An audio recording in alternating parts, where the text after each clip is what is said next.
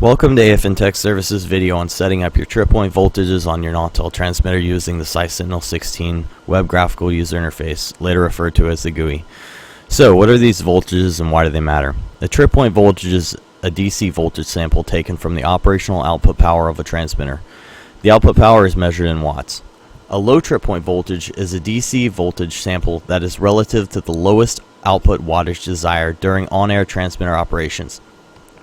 For example, if your operating output wattage is 350 watts and your equipment drops below your desired operational power, the sample power will drop as well in the Site Sentinel 16, thus causing a relay to trip in the connected transfer control unit to fail over to the redundant transmitter.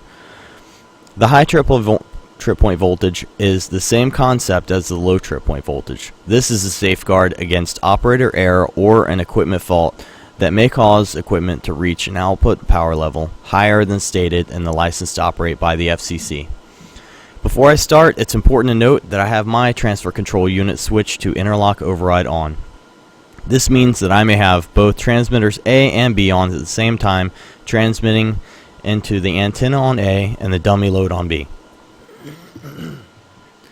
You should use this configuration during testing only, and it is extremely important that a dummy load be connected to your RF switch so that radiation harmful to life may be absorbed safely by the dummy load. I have two GUIs of my transmitters open in the browsers on my screen, here, and the Site Sentinel 16 here. The tab labeled .51 is transmitter A. The tab labeled .52 is transmitter B. Both of these transmitters are set to operate at 350 watts forward operating power. As I move over to the tab ending in .53, which is my Site Sentinel 16, you'll observe two voltages within the monitor control section of the Site Sentinel. Go over to the monitor control section. Here are the two voltages.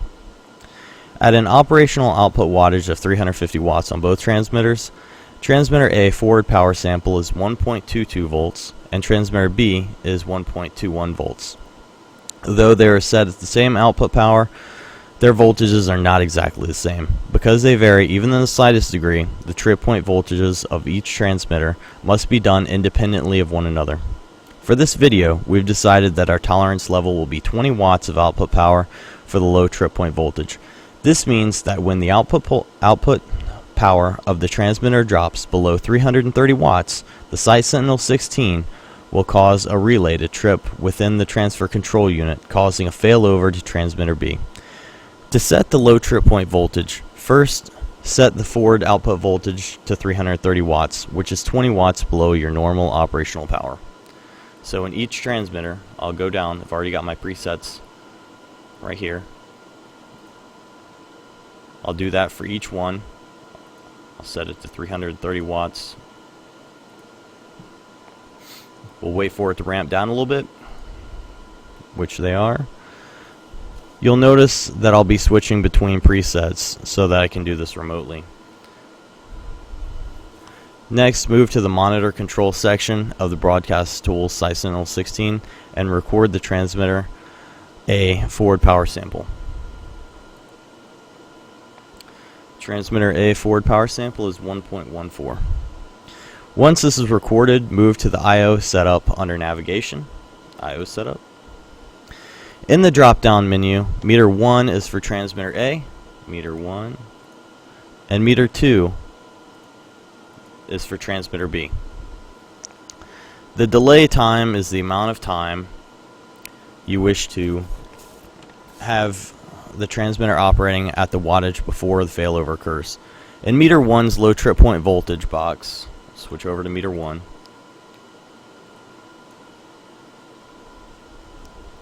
We'll input the recorded voltage for transmitter A. In this case, it was 1.14. Click Save Settings.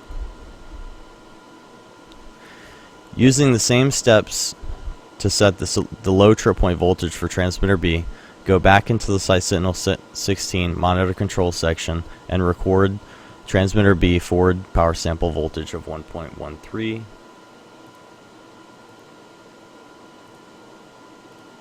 On our control, here's the transmitter B forward power sample of 1.13.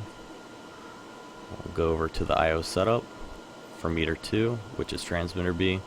We'll set this for 1.13. We'll click Save Settings.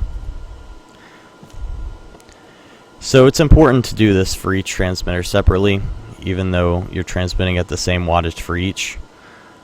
The trip point voltages will still vary slightly, which in our case was 0.01 volts.